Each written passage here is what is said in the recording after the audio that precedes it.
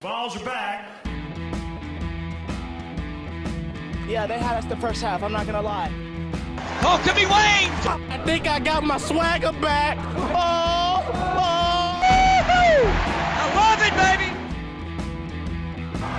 Them orange britches. Something about them orange britches. Tennessee wins! By Tennessee, Jawan Jennings. Jennings makes the catch. Ball hit high in the air into right field. Going back to Sayre. And Tennessee can say hello, win column. A grand slam in the bottom of the ninth. You can't draw it up any better. We just won a basketball game, and we're very happy right now. I made up my mind. I don't expect to ever look back. I'm going to stay at the University of Tennessee.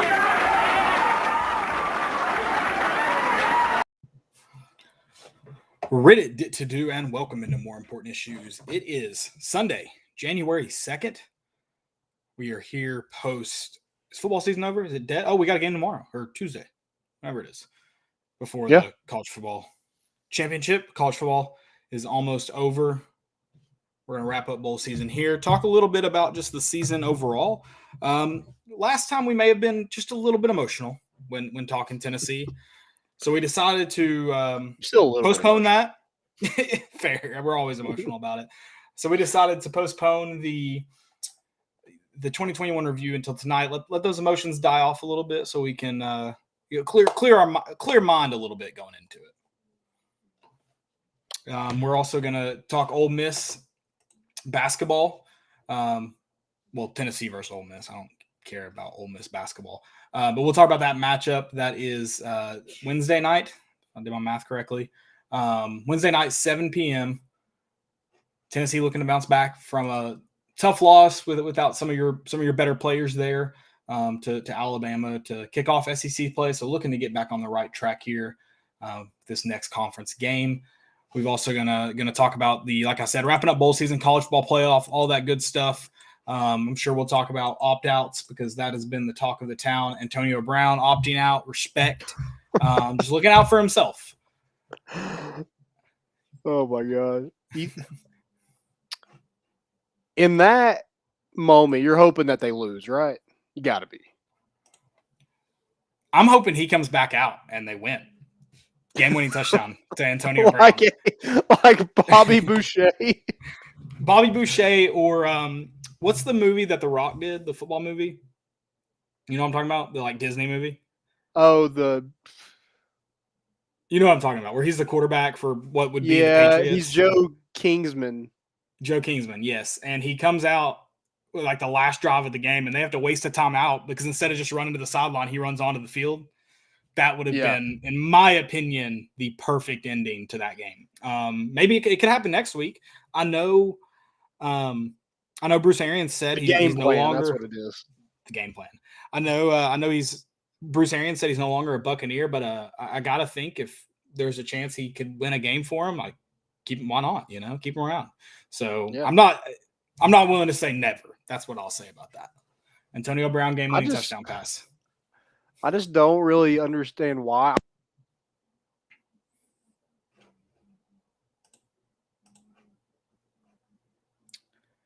I just lost your sound, Landon. I'm sorry. I was hoping it was me and not you. There we go. Maybe. Yeah. Yeah, I just don't understand. Did something happen? Is there more to the story, or did this just randomly? So I watched ESPN for a minute because they said there's a story coming, so I thought maybe they'd have more information. It seems like right now they don't know why, they just know how. Apparently Bruce Arians is if you're not going back in the game, then get off the field. You're not on the team. And he did. So you told him to. Yeah, no, listen. He did what he was told, I guess. I love that. After not doing what he was told. Correct. I don't know if this part's true. Again, I was watching the ESPN, Jay Glazier was on talking about it. They said that apparently the security guards were about to run out and tackle him because they thought it was a streaker on the field because he was shirtless in the end zone before they realized. That would have been the greatest thing of all time. Well, everyone's talking about has anything like this happened before? And I'm no.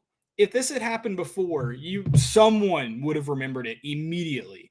Like, this was so obscure, you couldn't think of, like, oh, this was like this. No, nothing like this has ever happened before. I mean, if in modern he history, gets tackled by a security guard in the end zone because he took his shirt off, he literally would take the GOAT away from Tom Brady. Oh, that would be you're right. That should have happened. I would have paid good money for that fight. Yeah. Did you see Brooks Koepka? We are not talking about anything we were supposed to talk about. Did you see Brooks Koepka's tweet? No, I didn't. He's like, Antonio Brown fighting a Paul brother before the end of this year. Book it. Heck yeah, dude. I'd love to see it. I'm in. Sign me up. We are here to talk Tennessee. We just get sidetracked sometimes. Forgive us. If you don't, like, who can carry on an entire conversation and stay on topic? I don't trust those kind of people. You've got a plan. Sure, yeah, they're too rehearsed. Yeah. You're trying to radicalize me. Mm-hmm. Yeah. You're like a pyramid scheme. Yeah. Mm-hmm. I'm not about that life. So yeah, we don't practice in the mirror way too many times for me to trust you. Exactly. So we're a politician. Tangent. 100%. Yes. Yeah. They can't go off script. They can't do it. Right. So we're tangent people. Cosigns, stay away. Let's get into football here. Let's if you got any questions, drop those in the chat too. I think we always forget to say that, but yeah, please drop them in the chat if you got any. Yeah, you're here. Or if you just want to comment like you did on Thursday night. We're good with that too. Let's review some Tennessee football. That's a good thing to kind of kick off, guys. Tell us kind of your thoughts now that you've looked back at the season. You had the Paul Feinbaum tweet. That was a little over the edge. I don't like that the national media feels like they're siding with us since the terrible call in the Music City Bowl. Like, I want to be your enemy. I don't want you to feel sorry. Yeah, I don't want you to feel sorry for Tennessee. I don't want you to justify Josh Heupel having a pretty good season in year one. He's up for the Steve Spurrier Coach of the Year award, which is for first-year head coaches. I don't need to hear your justification. Just hate us, and we'll hate you, and it'll all feel right in the world. Don't start liking us now. That's when I feel like things start going south. When people outside the Tennessee rat poison. It's rat poison. That's all it is. So I'm not about it, but all in all, we'll just go our thoughts in like a couple words, and like give me just like a couple words, like your thoughts on the season, even if it's like not great, but hey, we're rolling in the right direction. Something doesn't have to be perfect, eloquent. Yeah, I think my main thing from this year is you figured out the quarterback position. That's been the Achilles heel to Tennessee for a long time since Josh Dobbs left. So I feel like just getting that under wraps, you have that set for next year as well. I thought that was huge. I know it took you a game and a half to really get to that point, which is unfortunate because you probably beat Pitt if Hendon Hooker starts that. But we're not going to really get into that a whole lot, hopefully. But I feel like you did beat expectations. In my opinion, you competed with everybody you want to compete with. I know the scores maybe not show that, but if Jimmy Callaway catches a football in the fourth quarter, it's a one possession game in the fourth quarter against Florida. You score the most points on Georgia. You led them after the first quarter, or I guess you scored more points in the regular season than anybody, and then Alabama happened. But you led them after the first quarter. You had them sweating it for a little bit. Alabama could have been a one-possession game, or I think it was a one-possession game late in the second half. They kind of rolled after that. But, yeah, and you beat all the teams you're supposed to beat, minus maybe Pitt, but that was kind of a toss-up game. But Kentucky, Missouri, South Carolina, Vanderbilt, your cupcake games, non-conference, you won those games and scored a lot of points. You made it entertaining. And, I mean, I don't see how you can really be upset. There was 3 games that probably you get some calls. Maybe there's some, clock management issues in some of those games that you need to be tightened up. But all in all, I think it was a great season. I had a lot of fun. It was fun. It was a fun season. Could have been more fun. So I feel like I might be a little bit more pessimistic than you. I good, not great. That's kind of my first thoughts. You did, like you said, you beat the teams you were supposed to beat. You had yourself in that Ole Miss game, who was a 13 ranked, 16 at the time. What were they? It doesn't matter. Ole Miss was 13th. Yeah. Okay. Right. You did kind of get off to a good start against Georgia, and I hate to kind of, because Purdue, you gave yourself a chance to win the game and had it taken from you. But I think the name of the game this year for this team will start off. I mean, the decision you mentioned, clock management, maybe some questionable in-game decision making. The quarterback situation, obviously not ideal. We know why that may have happened to why Hendon Hooker maybe didn't get the nod initially. But I think there is some maybe questionable decision making. The one thing I did kind of like on that decision making point there is I thought Josh Heupel was fairly aggressive throughout the season. And when you kind of have the deck stacked against you in most of these matchups, being aggressive is the right thing to do. So kind of credit to him for not being afraid to kind of go out there and take risk and take some chances. I think the best one to point to is, oh God, I'm blanking on it now. Kentucky, when you go down and you get that field goal right before half and you're aggressive and it puts you in a position to win. That's probably the best example of that aggressiveness at play there, where a lot of previous coaches would have ran out that game clock to go to the half. So that, I think that's a positive as well. But then I think the biggest question for this team in 2022 is finish. And you didn't finish 2021 the right way, the way you'd want to. You had the Pitt game that you lose by 7. You're close to finishing it off, and you just weren't quite there. You're just a step away. Florida, we know that Florida team, 11 at the time, coming off a tough loss to Alabama, not the same one that finished the season, but, you never even really got rolling in that game to even have a chance to finish. And then, looking at Ole Miss, so close, and some tough stuff to go that way in that game. And then you mentioned we talked about Georgia. Yeah, forward progress. And then Georgia, you get off to a great start. And I don't need to hear the excuses as why it's tough for Tennessee to finish against a team like Georgia. But the fact of the matter is you play to win the game. You got to go and you got to find ways to finish that, because that Georgia team isn't going to change unless they just completely fall apart. Like, that's what you're chasing the whole time until you beat them. And same goes for teams like Alabama and right now, unfortunately, Florida. So, you got to find ways. I think this team's got to find ways to finish, even when things aren't going their way.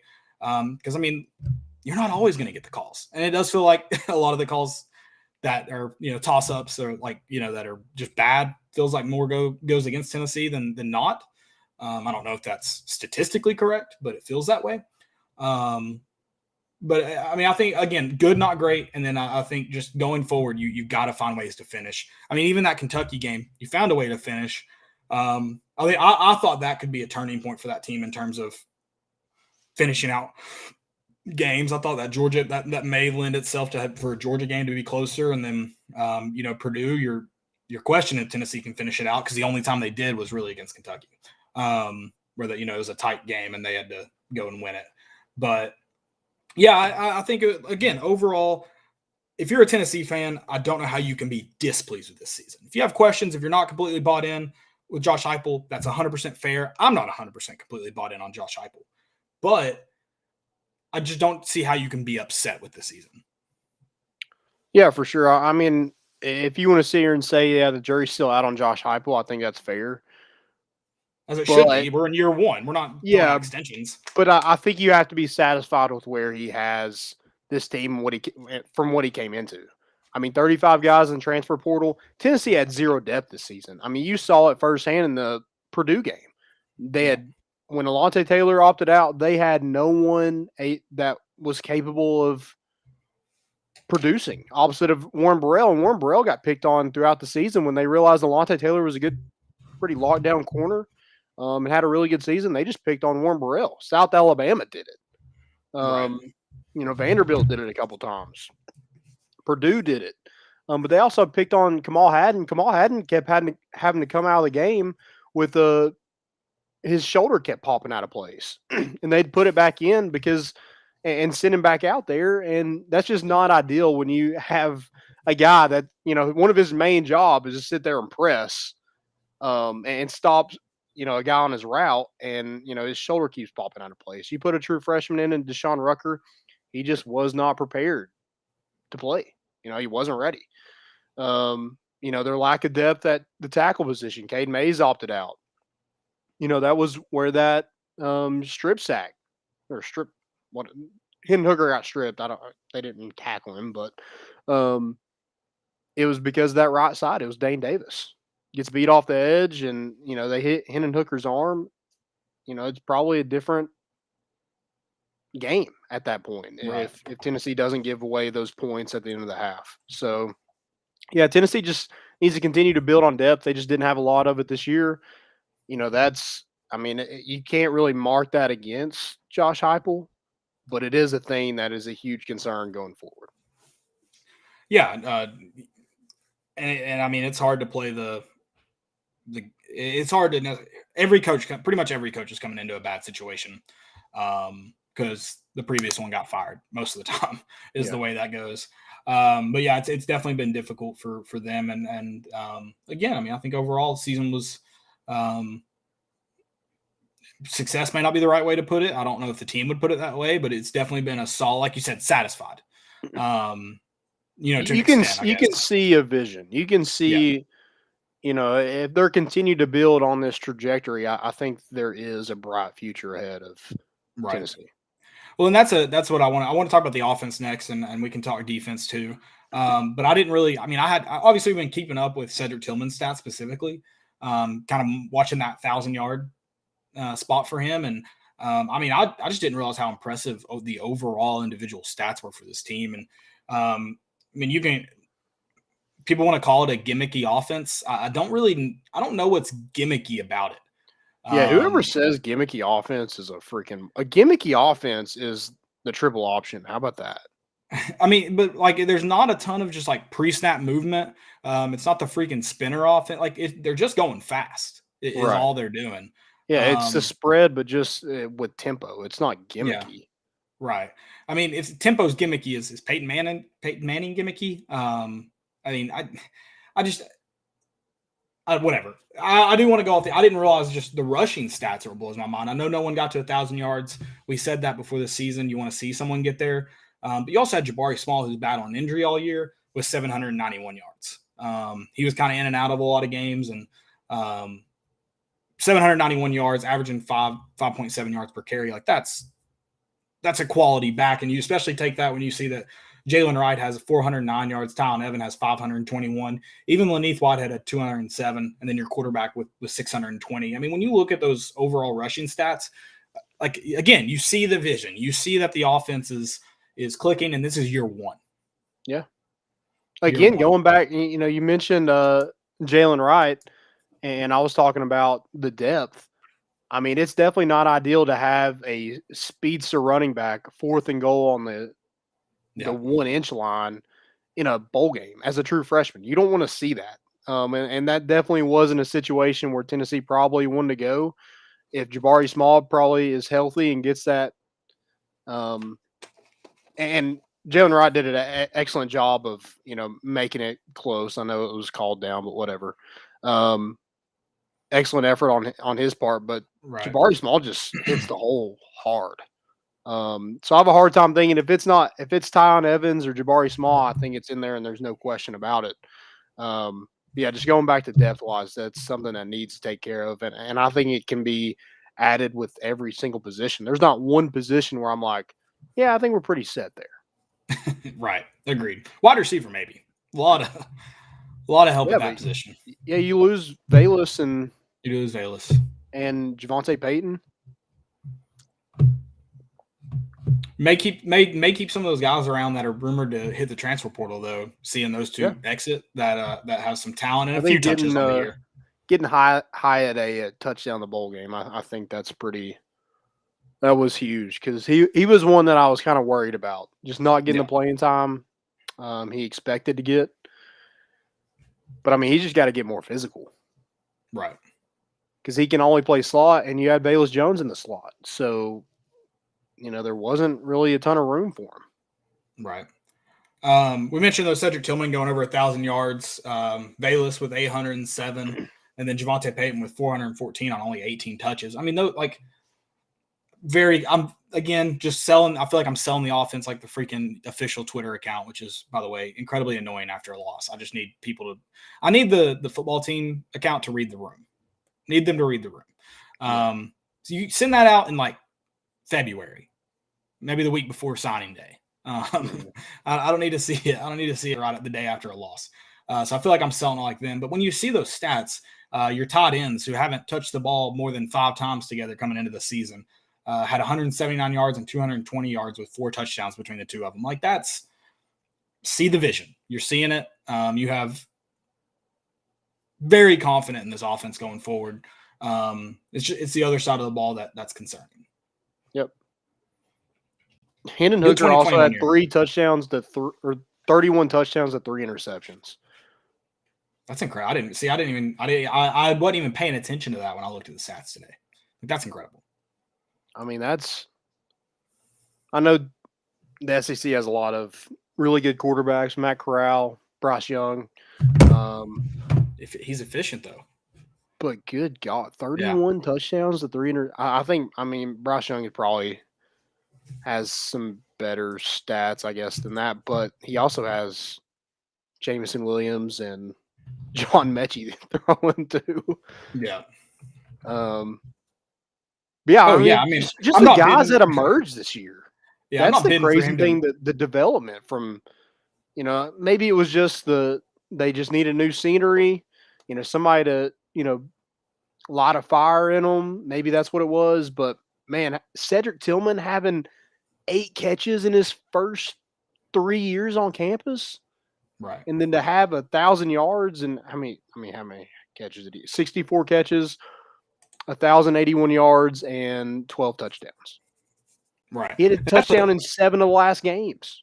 Yeah, and I mean that's a testament to transfer isn't always the answer. Like he could have easily left after this year. New staff coming in, not the staff that recruited him, and just kind of trusting what got. It's not, and I'm not saying that's the case for every athlete or football player or Tennessee player, but trusting that what Heupel was saying was real, and that trusting that he, when he saw in the offense was a good fit for him, and I mean that's a big indicator into it. Sometimes just kind of reevaluating where you're at is the best plan, and kind of coming back and attacking it. And so credit to him for being that guy that kind of stuck around, and he's going to get another go at it too. Yeah, I think that's the main thing is like next year, you just have a lot coming back. And maybe it wasn't guys who had a huge role in this team, but you lose Cade Mays and Alontae Taylor, and Theo Jackson is another big loss, but you got a lot of guys coming back. Yeah. And I think Theo Jackson is the only guy you might have some hit the portal, but I don't see a lot of guys, especially that had a role in this team this year that will leave. So Theo Jackson is the only guy in the bowl game that, probably or won't be here next year. That definitely won't. And Matthew Butler. I forgot about Matthew Butler. Are you talking defensively? I'm talking about total. Oh, Valus, and did you mention Valus and Devontae? Oh yeah, I forgot them too. Yeah. There is a little bit. Yeah, defensively, it's just Theo Jackson, Matthew Butler, Caleb Tremblay, but he didn't have just a significant role. No, he was he was a strong. He was a big part of that interior line, especially in the start of the season, that I thought created a ton of havoc and eventually kind of dropped off, maybe due to some injuries there too. A lot of guys playing more snaps than normal later in the season, going back to depth. But who the heck would have thought Jeremy Banks would have 128 tackles like 3 years ago? Right. And he was tied for the lead in sacks. He had 5.5, and so did Byron Young. Jeez. Was there rumors that Byron Young was leaving? That tweet today just seemed like he was like putting to rest some. Everybody's got to make an announcement now. So tweet today. It was just like, I'll look it up. I did like that they finally put Byron Young and Tyler Barron on this, on the field at the same time. Yeah, good Lord. Yeah, he just said not satisfied. Got to go harder. So they're not satisfied. Satisfied, not the right word. Yeah, hopeful. We're always hopeful.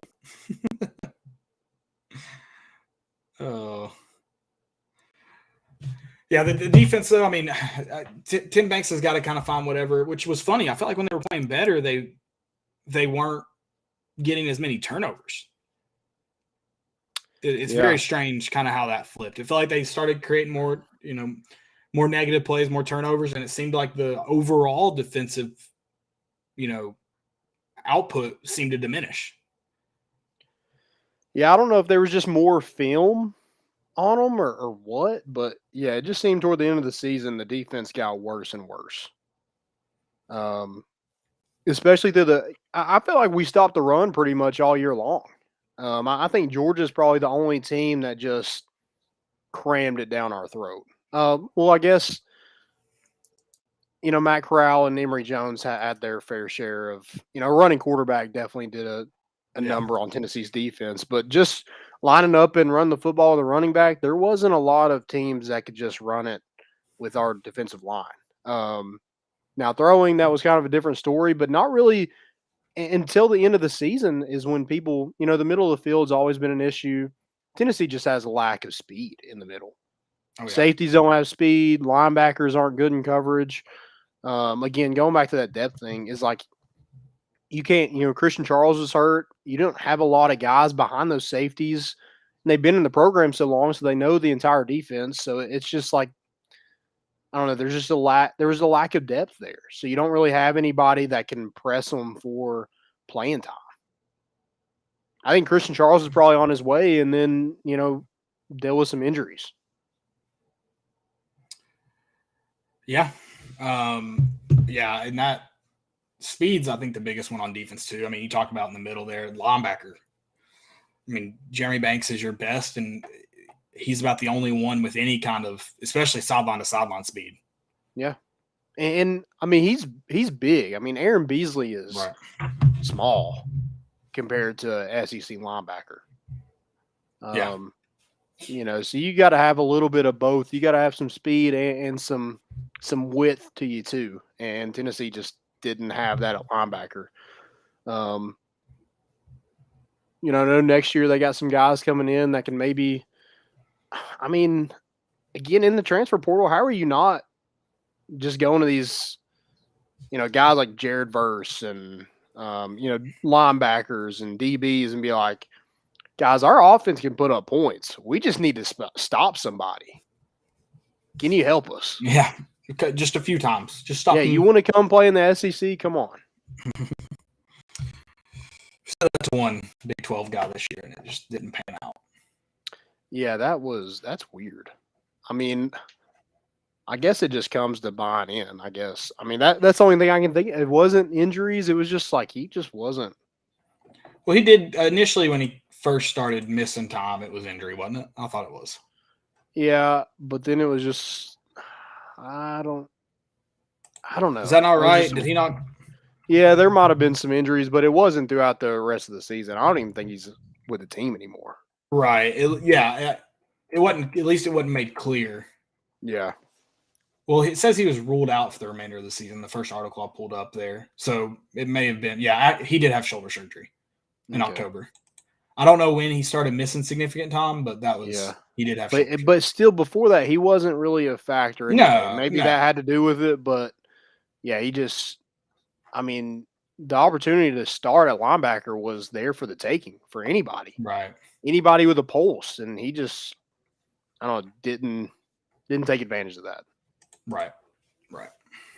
Unfortunately, he would have been. I mean, he would have been a big piece if he had the kind of output he had at Texas. Yeah. So I'm talking about Juwan Mitchell. I don't know if we said his name. Kind of anything else you want to look at for 2021 before we flip to the 2022 schedule? And yeah. I looked up real quick. Let's give a grade for Josh Heupel. Okay, real quick, because I wasn't bidding for Hendon Hooker to have a Heisman anyways. But Bryce Young had 46 touchdowns to 5 interceptions. So I mean, as far as efficiency rating, it's actually very similar, but the output obviously was much higher with Bryce Young. So yeah. He also got to play another game too. He did. Cade Mays also officially headed to the draft. I think that was pretty expected, but there's always that hope that Tennessee fans have for guys not entering the draft, whether it's basketball, baseball, or football. But yeah, maybe the brother thing, just being from Knoxville, maybe gave Tennessee fans a little bit more hope. But he just dealt with injuries kind of all season, and if you have a chance to go make money, hey, go do it. Right. Thanks for coming back. We appreciate it. I think that's definitely a question mark heading into next season is that tackle spot but it's just one guy. That's a good thing. It's just one guy. It is. But it was definitely Tennessee's best lineman. Yeah. Yeah. I'm sorry. What were you wanting to say about? Yeah, let's just give a grade and maybe a guy that really stuck out to you this season. Oh, I mean, I think for grade, I think I sat in like the A- area. Mm-hmm. So I don't know what that would be on the out of 10. Are we doing a grade like that? Yeah, we can do letter grade. The bowl game's not going to shake me up too much from that A-. Maybe like an A. You maybe got some. I'm a little biased, so I may have bumped you up from a 92 to a 93, but I think an A is right. You talk about winning the games you're supposed to win. You didn't have that. You didn't have any of those kind of games to take you to the next level or anything. I think A is fair, maybe a little bit too fair, maybe sitting in B+ territory. But I think when you go back and you kind of look at what you wanted to do this season, I think you did a lot of that. And so it's hard to really down them. And I feel like anything less than an A is kind of that. But yeah, I think I'm going to go with an A. And I think it's got to be Hendon Hooker's your guy. Your season's a whole lot different if he doesn't step into that role and be a spark and create plays with his feet and extend plays with his feet and make some of the throws that the previous QB1 was missing on. So I think it's got to be Hendon Hooker because the season's drastically different without him. Yeah. You said Alontae Taylor? Hendon Hooker. Yeah. I think my letter grade would probably be a B+ when I look at everything. You didn't win the close games except for Kentucky. And then the recruiting, I thought was a huge challenge from the get-go. But, I think when you look at what Tennessee definitely needs, that's DBs, especially when you look at the bowl game. Tennessee missed out on some of those junior college DBs, Keontae Scott, Marquise Gilbert. They both went to Auburn. So, I'll go B+ just because of, I think what could have been keeps me from an A. Because, right. Yeah, maybe it's officials, but, there were some chances, even in the Ole Miss game with that, it came down to the last play. Pittsburgh, we got the ball back, even though that spot is terrible. I have no clue how it was called, but we went down there and threw a pick. We came back with the ball and threw a pick. And then in the Purdue game, maybe the clock wasn't managed great, but there should have been a call on Cedric Tillman, and it was not called. So I'll go B+. I feel like you should have won that game anyway with, who Purdue was missing, but you're missing some too. But the defense just really kind of – I know the offense had its issues too, but the defense just – they remind me of Troy. Right. I know Purdue's a lot better than that Troy team from 2012, but that's exactly what it reminded me of. All gas. Bringing up bad memories. Who's your player? Who's your guy?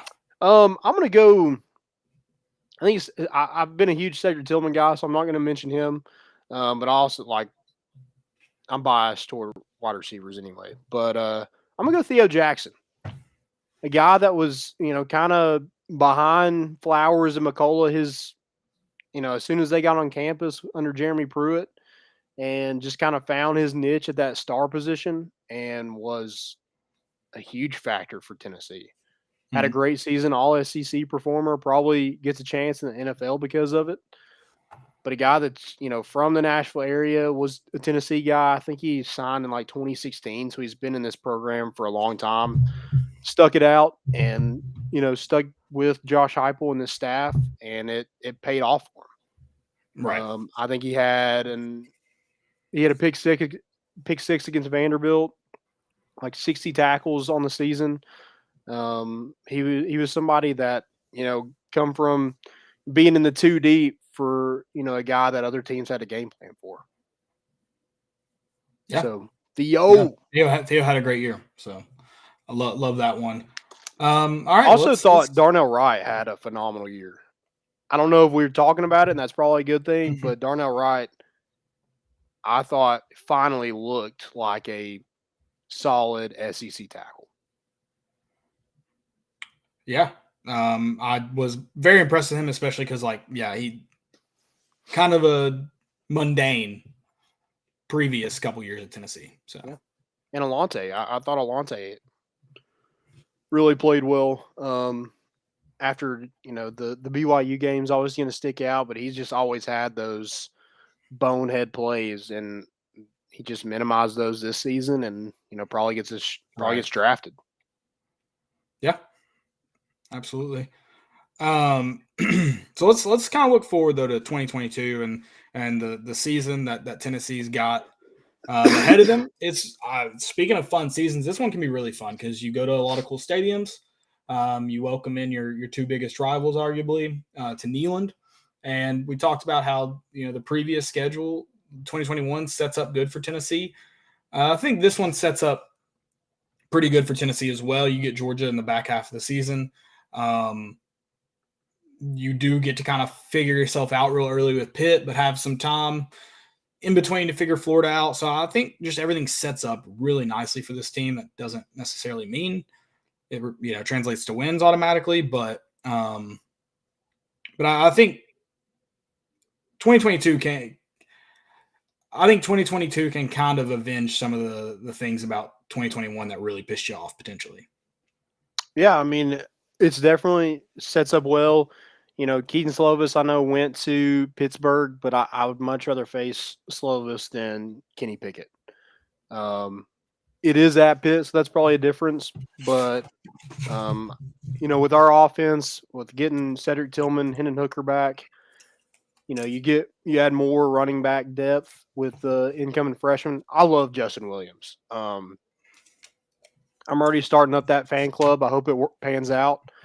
But that kid seems like he is excited to be here. And it seems like every day I see somebody just like bragging on him. And he retweets it. I just think he just looks built. Looks like he could really help Tennessee out, especially fourth and goal. Would be nice. Short yardage guy. That also has some speed, can run between the tackles. He just, I know he's a really good student athlete as well. So I'm extremely excited for him to add to that running back depth. Florida's at home and they look rough. I know that. God, I can see his face. What's their coach's name again? Billy Napier. Yeah, that's right. I mean, he's got a lot. Maybe they could find a way and somehow always played their best game against Tennessee, but that place is going to be rocking, and I have a feeling that we should probably get rid of that streak on September 24th. Sure hope so. And then you get an off week before you go to Baton Rouge. They're starting over too with Brian Kelly. Their starting quarterback is now at Texas A&M, Max Johnson, so they're going to have to replace him. I think it's probably not ideal. It's probably not the best draw from your other opponent in the West, but I don't hate it either. No, certainly don't hate it. And I talked about good trips. That trip to Heinz Field should be good, and then a trip to Baton Rouge will be fun. Yeah. You get Kentucky at Tennessee. I had a Kentucky fan say that hurdle is gone, that, them not being able to beat Tennessee in Neyland. I'm like, well, JG kind of gifted you that game. So let's see if it's actually and I had somebody that say Will Levis is going to be a first-round draft pick. I'm like, in what world? Yeah, that's questionable. That's questionable for sure. I mean, if T. Higgins isn't a first-round draft pick, I know damn well Will Levis isn't. Right. Yeah, I think it is favorable. You get a lot of guys back, especially offensively. You get your leading receiver, your quarterback, your two of your leading rushers, and your quarterback, and Jabari Small. Also, Jalen Wright will be back. Jalen Hyatt, who had some sort of a role, but will probably take over that Velus Jones slot position. And then 4 of the 5 offensive linemen. I mean, you're going into next year with a winning record and kind of building on that depth and everything, and you return a lot of people. I think you should expect a better season than you did this year. Yeah, no, I think you definitely gotta build off of 2021, and then I mean, a tough schedule. You still have Pitt out of conference. Still in the SEC. You're still in the SEC. South Carolina looks like they're trending better. Missouri always finishes off the season strong, and you get them in November.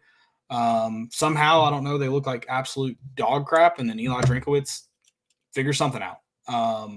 He didn't against Army. Fair. They'll have a new quarterback too. Yeah, they will. Georgia's going to lose a lot off their team.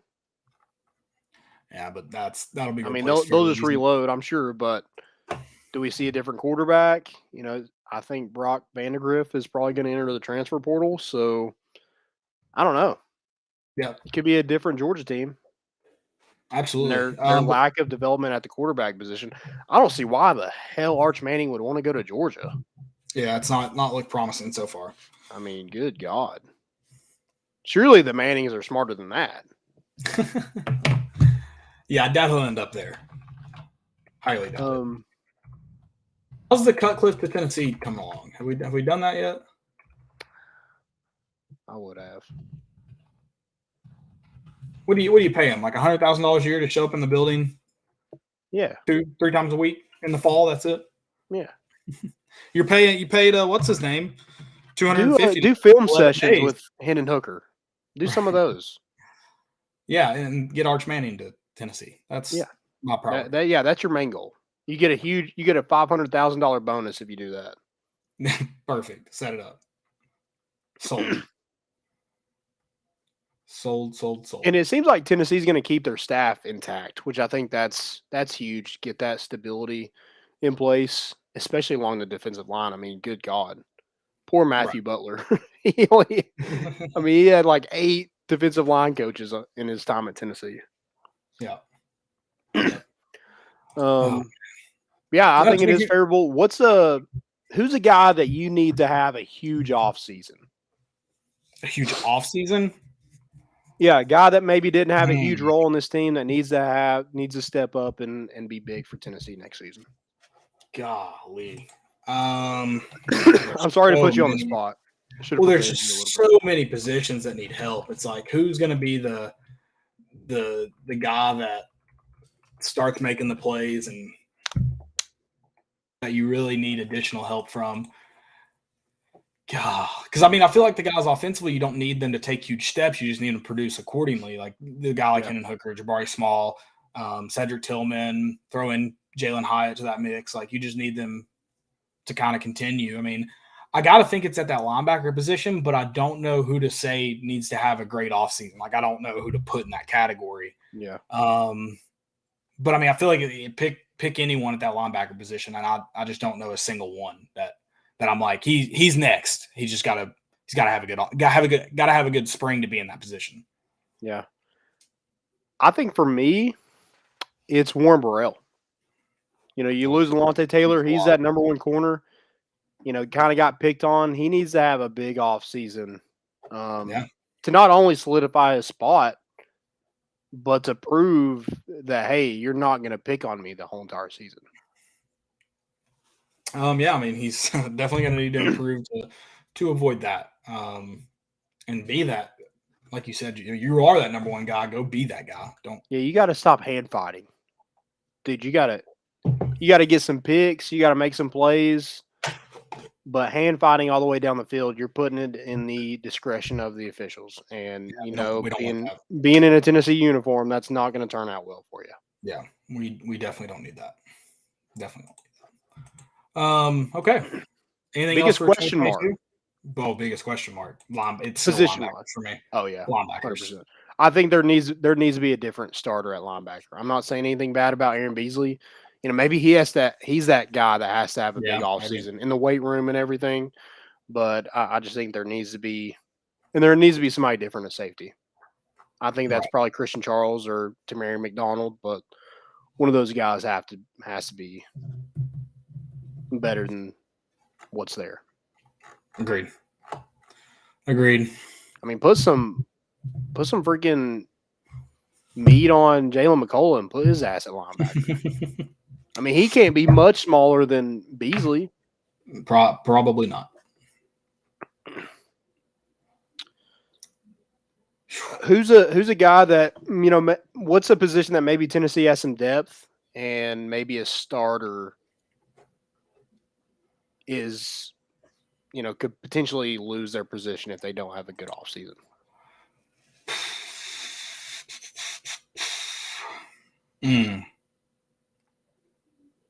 Golly. Is there anyone behind?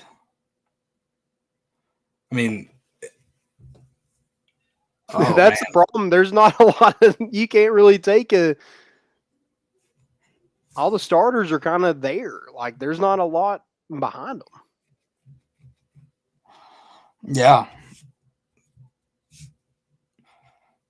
I mean, it's got to be Jalen McCullough. Jalen McCullough, I mean, it's got to be, Aaron Beasley, but at the same time, I'm like, who's behind him? Who's going to be that guy if he's not? I mean, maybe it's a freshman. Maybe it's a transfer portal. That's another question I got. Well, transfer portal wise, what's the first position that you're like, hey, we got to go get somebody? I go see if I can find another wide receiver in the transfer portal, like a good, I'm not just giving it to depth. That'd be your first thing. I think that's a big one. If I can go get a speedy guy that's, you know, similar to Devontae Payton, who can just get behind the defense, because Cedric Tillman's good, he can get behind the defense, but it helps a lot to have another guy on the opposite side. And you mentioned Jalen's going to play in the slot; he's not going to be that outside. He can't get off receivers to release or corners to release. So I think I try to find a speedy guy. That's probably not my first call. My first call is to every single linebacker in the transfer portal, every single one. You don't need to show me that you've performed at any level. I will offer you if you play the linebacker position in the transfer portal. That's the biggest need that you need to go address. I think that shores up a lot. But I think to go away from like your needs, just like who I'm looking for next, I'm looking to kind of reinvent the Javonte Payton magic you had. Because I think that's who's going to replace his output, I think is a question. Yeah. Yeah, hopefully they're you know, Jimmy Holiday, can he find a niche? He did a good job returning kicks the other night. I feel like, you know, he's probably next in line after Velus is gone to maybe take over those duties. But I mean, Jimmy Callaway, you didn't see him after the Florida game. Malachi Wadman left. Maybe is it a freshman receiver? Is it Nimrod? Is it Squirrel White? God, who are the rest of those? Caleb Webb. I think Caleb Webb could probably be that guy. You know, I don't know about true freshmen and everything like that. I know that's tough, but he's built different. Right. My first call would before the bowl game, it would have been a linebacker. I would have agreed with you. After the bowl game, I'm like, dude, you got to go get a DB or 4. Yeah. I mean, like, that was atrocious. And I mean, like, that need was highlighted. You had to keep sending Kamal Haddon in the game with his dislocated shoulder because you didn't have anybody else. I think at one point they had to put Theo Jackson at corner and put Slaughter in at the nickel because they just they couldn't trust anybody else. So yeah, I think DB. I also think a tackle, somebody with experience. I think this is another huge offseason for Jeremiah Crawford. Dane Davis, one of those guys has to emerge, or you have to go get a starter somewhere that left the program. You got to kind of take a chance on whatever the reasoning of them leaving, Right. and find somebody that's serviceable. Because you can, and Tennessee did a good job of finding those guys in the transfer portal, but didn't work out with Juwan Mitchell. But you need to have somebody at that tackle position, or K'Ron Calvert's got to figure it out. Yeah, I think that's kind of the hope right now is that he does. So right, absolutely. All right. Well, anything else for 2022? Are you ready to talk Ole Miss? Yeah, I'm good with that. All right, let's flip over to basketball. Tennessee is welcoming in Ole Miss. Tickets as low as $5 right now. Just pulled that up. So piss. If you want to go. No excuses. Ole Miss is, a team that when you look at Tennessee's 2021 basketball schedule, you're kind of writing that one down as a win. One of those games Tennessee needs to win if you want to talk about being in the SEC hunt at the end of the season. So this is kind of one of those must wins, especially after getting off to a not ideal start against Alabama last Wednesday night. Yeah, I think they are kind of a slower paced team. They do have some smaller guards, so I think it'll be a cool matchup between. I'm not sure if Kenny Chandler is a go or not. That'll kind of depend on protocols and everything like that. I haven't really heard. It is only 5 days now. I don't know if he was exposed or if he had it or who had it or what. Hopefully he's able to go, and that won't be an issue. But their guards are 6'1", 6'2", Joyner and Ruffin. Both of those guys are their two leading scorers. So having them two guys against Kenny Chandler, Zakai Ziegler, Vescovi, I just think it'll be a fun matchup to watch. They are, I mentioned, kind of slower paced, scoring a lot in the 60s, 70s. They want to keep that thing low. I think last year when they beat Tennessee, it was like 52-50.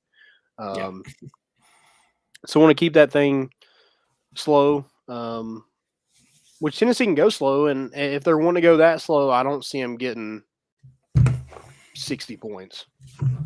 That's gonna you mentioned that's gonna be on Tennessee to really push that pace, not get kind of caught up in that, which I don't think that's really been the case for Tennessee this year. Even when they've struggled, like going fast, it hadn't been the problem. Mm-hmm. But yeah, that's gonna be on Tennessee to really kind of flip the script on them. And like you said, like if you're in a 50-52 ball game, you're playing their game. Well, we know how that worked out last time, so you really got to push the pace here and try to score points quickly. Yeah, and Tennessee's just got to shoot the ball better. I mean, I think they're their own worst enemy right now. Is if they're shooting well, they can beat anybody in the country. If they're not shooting well, they can lose to anybody in the country.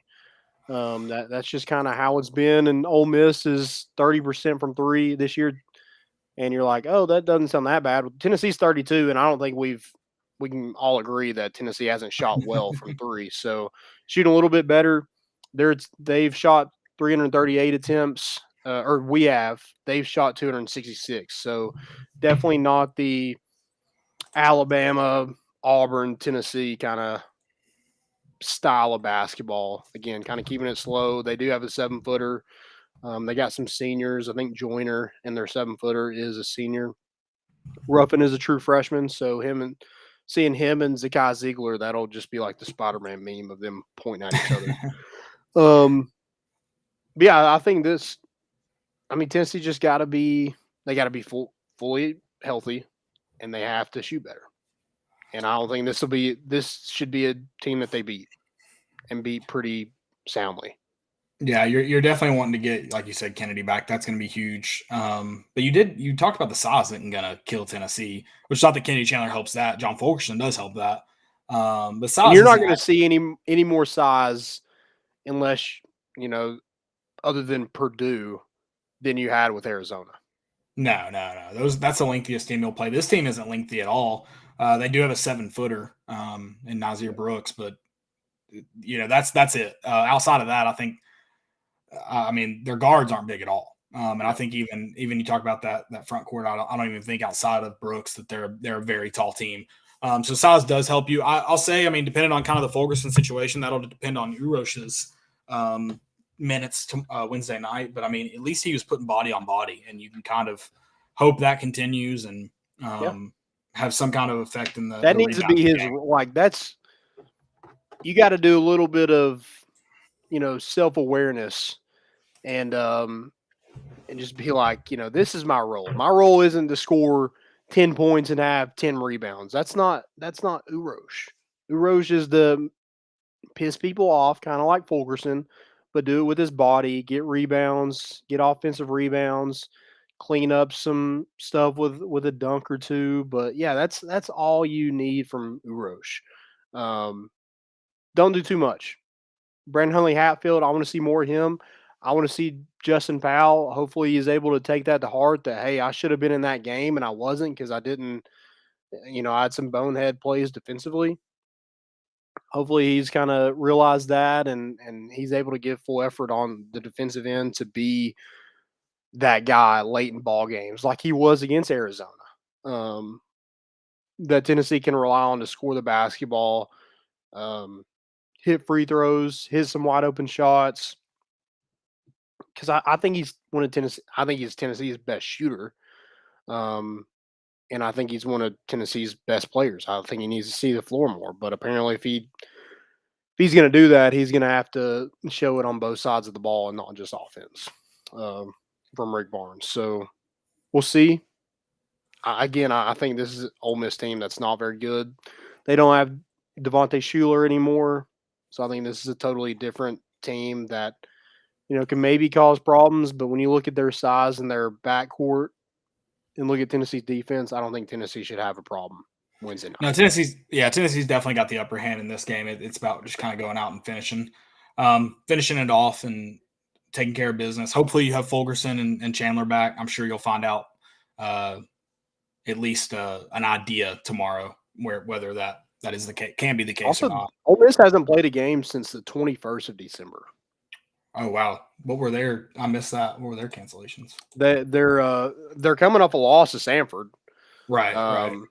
And their game against Florida got postponed. So I did see that. That's right. So they just had that one that was after Christmas break get canceled. So that's where the long lull has been.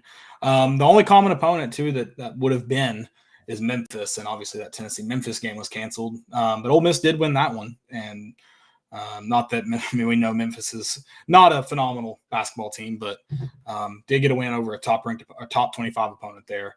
So that is under their belt. They have that, but yeah, that they have not played in a while.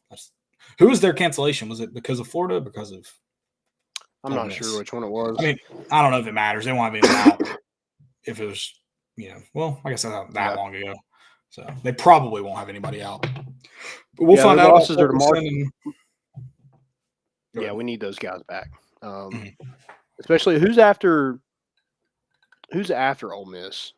LSU, and I was going to touch on that too. So that Wednesday night game's at 7, and then we'll be back Thursday night. So we'll recap that and preview LSU, excuse me. And then Tennessee has LSU Saturday in Baton Rouge. Okay. Yeah, Ole Miss's 4 losses are to Marquette, Boise State, Western Kentucky, and Samford. So not a ton of great losses in that. And the Western Kentucky game was bad. Yeah. I was watching who was LSU. See, I thought it was Ole Miss.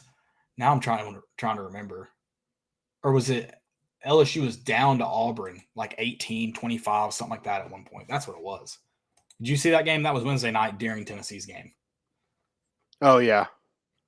They were down, I think, 25 at one point. Yeah, Auburn's very good. And then, of course, Kessler played like a stud against LSU. Yeah, or Auburn or LSU, whoever I'm talking about. One of those teams. Of course, they get Walker Kessler. Of course, they get Jabari Smith. I hate Auburn. I hate Auburn in like every sport. Like I cannot stand Auburn. See, I used to kind of like appreciate them in football just because of I still do because of kind of they do get the better of Alabama.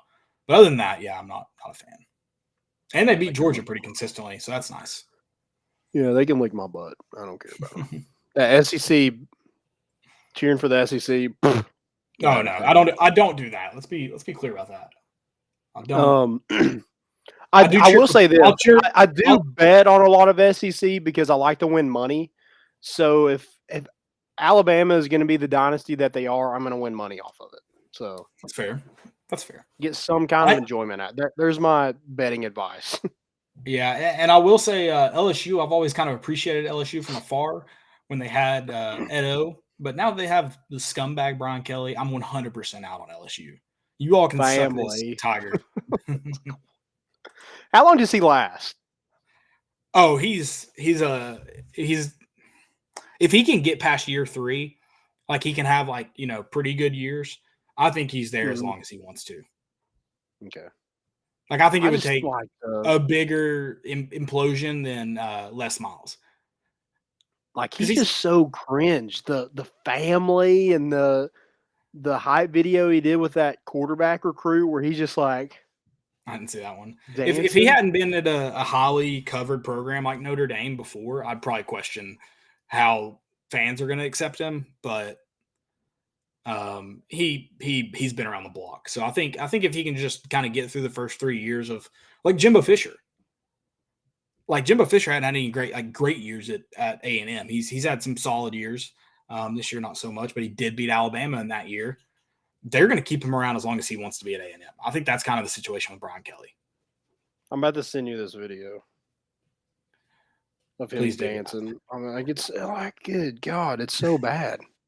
I think what is funny about the Jimbo Fisher and Brian Kelly hires is I've criticized like fans and ADs for like always trying to go out and find the next Nick Saban. Like they don't accept 9-10 win seasons. I think LSU and A&M were like, we just need 9 or 10 win seasons and them to capture that magic every 5 years. We don't need a Nick Saban So credit to them for having that thought. We've seen Notre Dame playing big games, so let's just say good God. I mean, not a great start to the Marcus Freeman era. I'll say that. Hey, I don't care. I love it. And what game cost me? It wasn't that game that cost me a lot. It was Ole Miss. Ole Miss. Matt Corral. He opted out mid-game. He pulled Antonio Brown and just left. I'm just kidding. I thought he died though because everyone was like praying for Matt Corral, like. Just hate to see this happen to I'm like, guys, he's a football player. They get injured. Sucks. It's like you did play the game. I mean, you chose to play the game. I hate it. Let's get into that. Let's get into opt-outs. Yeah, we can get into opt-outs. I hated it for him. Like, it sucks, but it's not like the end of the world. Yeah, I mean, I don't think he's a top 5 pick anyway. So, I mean, if he want to go, I don't understand the people are like, oh, yeah, he should have never played. I mean, yeah, maybe looking back on it, maybe No. I don't think he regrets it at all. I don't think. But maybe he's like, oh, maybe I did make the right decision, but oh, well, life goes on. Like, I mean, he gets to go to a better team then if he's drafted in the first round. So who are we to say that, a kid can't play or a kid shouldn't play or a kid should play? Well, and I'm not saying like every player should, like everybody, because I think there are some circumstances. I hate, and I get it's your decision. So like, I'm not saying listen to me, but it's also fair of me to criticize we all have our own opinions. Yeah. I'll say that. But like you're on a team. Like it's not about necessarily like always what's 100% best for you. Like in that scenario. Like you did like you make a commitment and like, you want to talk about your bond with the guys and family, like especially a guy like Matt Corral. Like, dude, the Kyle Pitts situation. That's why I got Kyle Pitts in my head. The Pitt quarterback, Kenny Pickett, opted out. Okay, whatever. And then the announcers are like wooing over him because they're like, oh, he's there for his team. He's there for his team. He wanted to be there for his team. The dude's in the press box. Yeah. The team probably didn't even know he was there. It's like, come on. So it's like, couldn't even be on the sidelines. It couldn't even be on the sidelines. Like you're telling me you're a part of that team right at that moment. Yeah, my thing is like, if you're not a first round, like a for sure first round draft pick, or like you haven't dealt with an injury and you're opting out, I'm like, why? Like, what are you really helping? Right. But Like, Alontae and Cade Mays dealing with injuries. Cade Mays didn't even opt out. He tried to play and just. But that's why not? Why even say opt out? Why not just first off, if you opt out and you're preparing for your draft and trying to get better, you should at least be practicing with your team. If you're not gonna play the game, I agree. Okay, you need to be there with your team. I'll say that. I mean, I feel very strongly about. What's the difference in you going to the Music City Bowl and the first play you get hurt, than you going to the Senior Bowl and the first play getting hurt? You got hurt. Right. And you mentioned, like, if you're not a guaranteed first round, like some of these guys, it's not like you're signing big contracts day one. Even that signing bonus isn't huge. It's like if you go down day one of the NFL and you're down, like that's it. You lose a lot of that money. So it's like nothing's promised. Nothing's ever promised. Nothing's ever guaranteed. Except you do get what is guaranteed is like you do get, I don't know. I feel like a lot of people try to equate sports to like their everyday go with things, and it's just not the same. And I know the NFL is a business, but there's still so many elements to the NFL that is so different than a normal business. Like it's just not the exact same. So I just feel like if you can play, you need to play. And the opt-out thing, I'm like, just say you're not available for the game. Cade Mays, for all we know, and I'm not spreading a rumor, I'm not saying this is true. For all we know, Cade Mays could have been like, I'm opting out, but like I just can't. It's not that I'm opting out of the game. I can't play. Like he could have decided that 3 weeks ago. And they just announced it as a normal game time. Smart of him to not opt out, in my opinion. I think it's a better look. But I just don't get why the need. I feel like everything has to just be announced now. So like the commit, it's all started with the recommitment or decommitment and commitment tweets. Top 50, 24. Top 25, yeah. And then now you're getting transfer tweets, and I'm opting out of transfer. I'm going back. I'm hitting the transfer portal. I've got a commitment video for my new team. It's like I feel like there's just this. It's the culture of like needing to announce that you're doing it, which I guess we get to talk about. It's attention. So thank you for doing that. We wouldn't have anything to talk about if you didn't. So thank you for that. But it's just like it's feeding that announcement thing is why the opt out has come about. Because like Matt Corral could have decided to opt out, but he may have done it differently. Like he may have gone up to game time like it was, and he just played. It's I don't know. The opt out thing. The bottom line, I think, just the announcement of opting out is just so stupid. Yeah, it's so dumb. I agree with that. I don't know. You can do you're declaring for the NFL, like you're not coming back your senior year. You can do that fine, but do it after the season. You don't have to do it before a bowl game. Well, it's got to be tweeted out. It's got to get the likes. I do think Cade Mays, he apparently tried to play. I'm sure he did. I said, I'm just saying he could have done that. I'm sure. Right. In this world where opt out, it's popular to opt out. I can't imagine he didn't. If he wasn't practicing, we would have heard about it anyway. Yeah. Right. So, but I think the opt out thing is it's just weird. I feel like that's my biggest take on it. It's weird. Yeah, and those people that are just like all about like, oh, Matt Corral caused himself to lose money. I mean, dude, he's making plenty of money at Ole Miss anyway. So yeah, and another thing is like someone tweeted out, I can't remember. It's like you can't tell people to not criticize people for like people I'm sure would tell me how people have tweeted out. It's like you can't criticize them for doing what's best for them. Okay, well, Matt Corral did what he thought was best for him. And he probably, like you said, he probably doesn't regret it. So you definitely can't criticize him. Yeah. We can't criticize people opting out. So I mean, I heard somebody call it an expensive decision that he made. And it's not going to be as expensive as Antonio Brown's decision today. Did you see this? He needed 8 more catches to unlock $333,333 bonus. He needed 55 receiving yards to get another $333,000 bonus. He also needed 1 more touchdown to unlock another $33,000 $5,333 bonus. Jeez, man. God. I mean, that's a meal. Well, I was gonna say for the before you said that, what was it? Oh, I was gonna say I'd rather my quarterback make the business decision Matt Corral did than my quarterback make the business decision not to jump on a loose football in the middle of the game. I'll say that. Who did that? Oh, Cam Newton in the Super Bowl. Oh yeah, Business decision. Oh business my are you God! in? He went back to Carolina thinking, "Oh, dude, I'm gonna turn it around again." He got benched for Sam Darnold. But yeah, I'd rather that business decision be made. Antonio Brown, I don't want a part of any business decisions he's ever made. Hell no. That video was awesome though. So thank you. We salute you, Antonio Brown, for giving us. We're going to talk about our favorite moments, best moments. I don't know how you want to do it. 2021 later. Thank you for giving me one for 2022 when we do this a year from now. I greatly appreciate it, Antonio Brown. All right, let's get to that. Buccaneer. Since we kind of pushing time here. Yeah, we'll go college football playoffs real quick. We'll just recap those games because we didn't talk about them. We briefly talked about Georgia and Florida a little bit throughout this episode. But you had the I want to forget what bowl games they played in. Alabama and Cincinnati in the Cotton Bowl. I do know that.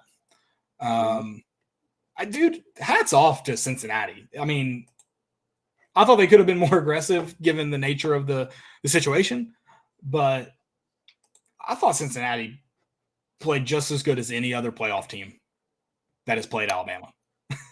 Yeah, I agree. They look deserving of it. I know they didn't cover anything like that, but I mean, I didn't really expect them to.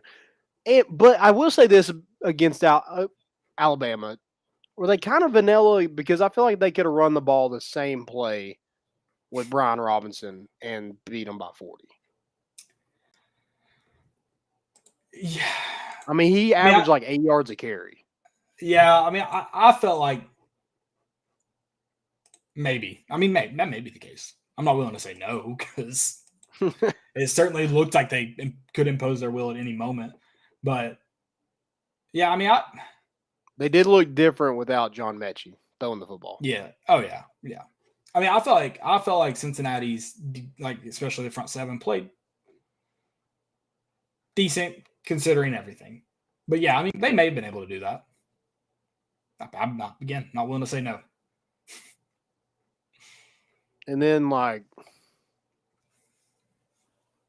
they were just outmatched, and that's everybody against Alabama. So I will say this: they looked a lot better than Notre Dame. In the college football playoffs. So, what's Notre Dame in the BCS New Year's Six Bowls like 0-31? No, that's not real. No, I'm looking it up. Please say I didn't. I'm going to look this up while we talk about the absolute just, what are we calling it? A clowning? Yeah, I told you that the last time we did a show that Michigan does exactly what Georgia wants them to do. Yeah. They don't go fast. They try to run it at you, and they don't have a great quarterback. So that leads to disaster, and it did. Okay, not 0-36 or 0-31. They would have had to play in every single BCS bowl. And not that this is good, but it is. They are 0-8 in BCS New Year's Six bowls. 0-8, okay. 0-8. Why not say 33? And if I read this right, I'm opening up the article now. That was the headline: 0-10 in major bowls. I don't know what a major bowl is outside of the BCS New Year's Six. God, they're so bad. Yeah. I mean, dude, does that not? So I guess anytime they're on the bubble now, you got to pull up that stat and be like, guys, we cannot put them in. Right. Yeah. That's They're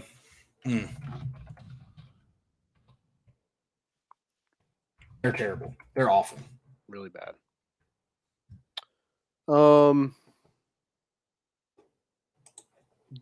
Right now, just real quick, do you think Alabama or Georgia wins it? Alabama. I did a parlay. Alabama, Georgia, Alabama. So You did a parlay. What do you mean?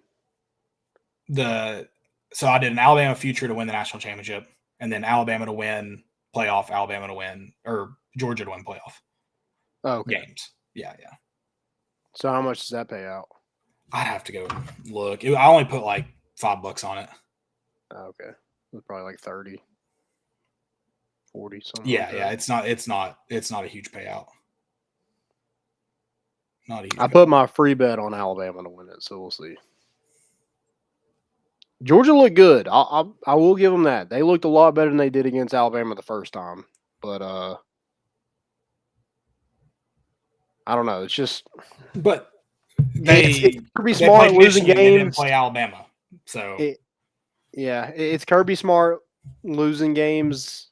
Big games.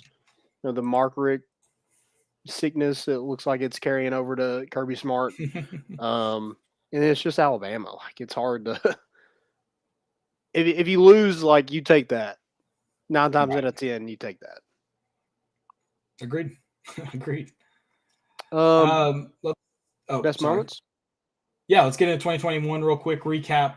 Fun year in sports. So I've got all Tennessee except for one. So I don't know kind of what your moments are if they're all sports. I don't know what route you went, but I'll start off with my non-Tennessee one first. The Atlanta Braves winning a World Series. Happy for all my Braves fans, friends, which are a lot of them. It also felt like the Braves aren't one of my teams, but so many of my friends are Braves fans. It felt like I kind of got over a hurdle too with my sports teams. So it was nice. Yeah. Thank you, Braves fans. Yeah, and kind of beating the Dodgers and the Astros, that's insane. Yeah. 7-game series. So, yeah, good for the Atlanta Braves, good for their fans. Mine is College World Series. Tennessee punching their ticket. That was so much fun. It was so good. It was so great to be a part of it. Maybe I was in the stands for the majority of the season, so I would assume that would count as being a part of it. But it was just so much fun to watch them. Like the 2020 season, you saw what could have been, and then for them to not just grind and get to that next season and get to that point was huge for that program. And it just seems like Tennessee's going to stay in the national light when it comes to college baseball with Tony Vitello and that group of guys.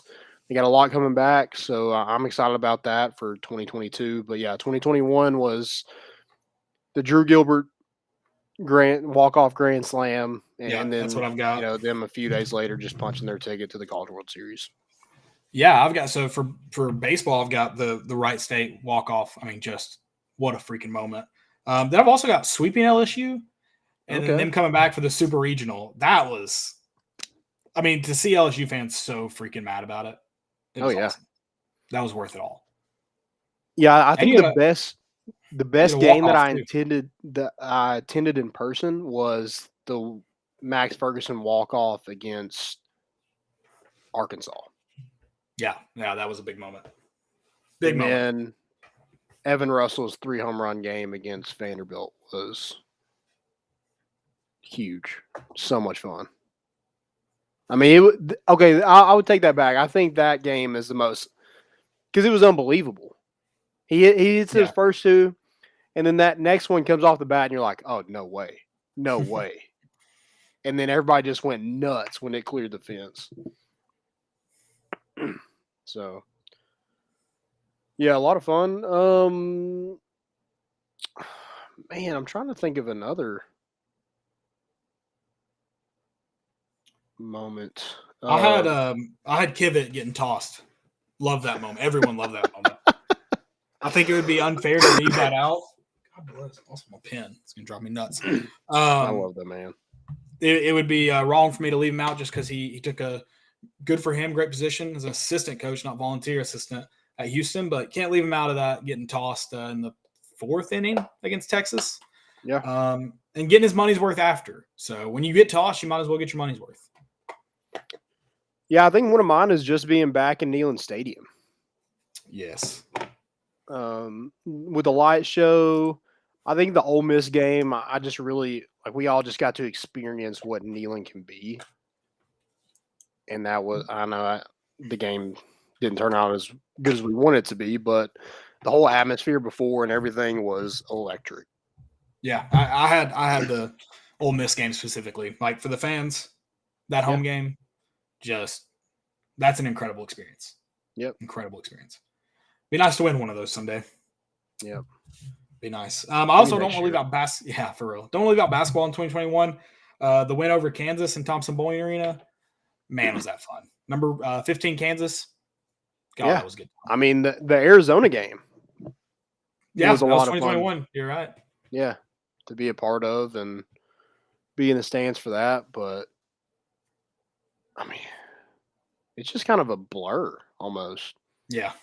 Like from when COVID started in 2019 to 2020. I'll put that on 2019. Yeah, it was early 2020. I mean, it's felt like it's been 4 or 5 years. Yeah, I know, right? But yeah, that's kind of all I got for. Yeah, that's it for me too. So let's jump into our most important of the week, fail of the week, and let's wrap this up and get to Montana. I know this real quick. Fail, maybe. I know this season finale of Yellowstone's going to suck. Is it 2 hours or is it just an hour? I don't know. If it's just an hour, it's really going to suck. Yeah. I'm sorry to be mean. It's just. I agree. Most important, I'm going to go Jackson Smith Jigba in the Rose Bowl. First of all, that Rose Bowl was phenomenal. Yes, it was. So much fun. Utah, I was kind of nervous going in. I didn't know the Ohio State opt-outs and who was playing, who wasn't playing. Utah just kind of being undermanned in the Pac-12. But, yeah, just an electric game. But the receiver for Ohio State had 15 receptions, 347 yards, and 3 touchdowns. No defense. Yeah, none. Which made it more fun. Thank you. Salute you, Rose Bowl. Who needs defense? Nobody. Not even Nick Saban anymore. I've got my first or my only most important of the week. At the Cotton Bowl, someone had gotten the phone number to the press box, and apparently they kept calling, and one said he was Luke Fickell and Alabama was dumb to run slants against the Cincy secondary. The other caller said Nick Saban, not nice names, is what was tweeted. So I don't know. Why is there what is the phone in the press box for? And how does, I wonder if that got, so we got tagged in that tweet. I just don't get the whole situation. I love that it happened. I'm glad that it happened. I just would like to be clear about what is the phone in the press box for. Who can hear it? Is this guy the only one with access to it? Correct. That too. I guess it's so quiet because no one's cheering for the team up. Is this somebody's job to answer that random phone in there? I guess. I'm so confused. So whatever. That's awesome. Yeah, Xavier Jackson tweeted that to us. Yeah, that's awesome. Again, I love that happened too. I have no clue why. Yeah, I'm confused about so many details, but I love it. Oh my gosh, that's so funny. I don't have any more most importance. That's it for me too. I've just got a fail left. Besides Antonio Brown, I'll leave him out of it. He left himself out. Fair. Where was it at? Oh, Music City Bowl. First of all, we're never going back there again. If they try to invite us, we say no. We'd rather just not play in a bowl game at that point. I mean, the freaking end zones. First of all, you're going to have, it takes all of us around the actual field. And you can't even make an end zone look like it. Like it looks like crap. It looks bad. And how does the Tax-Slayer Bowl does it perfect? They can do checkerboards. Right. I don't understand why Why they can't do that, number one. Or just make it, if you're going to do Nashville, fine. Make it orange, but don't have the Titans logo just bleeding through it. That looks awful. It looks like a bad tattoo cover-up. Yeah, look. I'm a big critic of that. It looks terribly stupid. If someone on the grounds crew would like to explain it to me and explain to me how you paint over it green before the Titans game, but can't paint over it green and then paint over it again, would it look good? Maybe there'd be green showing through. Would it look better than the Titans logo faintly showing through? Yes. I mean, it just looked. It's bad. And then the tickets and everything, it was just like a. And then we got screwed in it. So, and that's the second time we've gotten screwed in it. So, no, I'm anti Music City Bowl. I'm with you. Boycott the Music City Bowl. It sucks. It's not fun at all. You're welcome. I'm glad we supported. We freaking ran up the we paid for their roads and open up another honky tonk or something downtown with all the money that Tennessee poured into it this weekend. But yeah, we're never doing it again. Never going back. No, we're out. I've got my only fail here is on South Carolina. The University of South Carolina tweeted out a video. The caption is "Passion unites us game day and every day," and it's like just a video of it's like a promo for athletics in the university. And one of the shots in it is Isaiah Hicks at the 2017 NCAA National Championship for North Carolina celebrating. And it's in a South Carolina video that was tweeted out in early November and has not been taken down yet. How you not only get the wrong guy, but also get the wrong guy on from your rival team. I'm pretty sure they beat South Carolina in that Final Four, in that season. Oh, that's probably what it was from, and whoever cut it is just too stupid to notice. Oh. Don't quote me on that, but that's my opinion. So that's my fail, South Carolina. But yeah, I'll send this to you. Love it. Also, Oklahoma State was an inch away from the college football playoff. Let's just remember that. And then they beat Notre Dame. So, I mean, they had the resume. They were just that close. So the tweet had been deleted, but why do those not go away? Like when it says the tweet's been deleted, but I guess they just keep it up now. They're like Twitter's keeping receipts now. They live forever. Cancel culture, baby. It's the opposite of cancel culture. They're keeping it around. They're like, you get to live with this bad take. Yeah, but they're giving in to cancel culture. Like you can still see it. Oh, interesting. Oh, I need cancel culture one last time for Nick Saban. I'll lead the charge. You just give me the ammo. Give me the ammo. I just hate how he doesn't age too. Like, why can't he just he's just not too old. Yeah. No, he's not. Guys, that's all we got. Enjoy the season finale of Yellowstone. Hopefully it's better. You got anything else? No, Happy New Year, guys. Enjoy it. Hope did Navy Schuler give you that shirt? No, he didn't, but this is a Goodwill find. So yeah, it's nice, dude. It's good soft material too. Okay, nice. I like it. Yeah. Guys, that's all we got. We'll be back Thursday.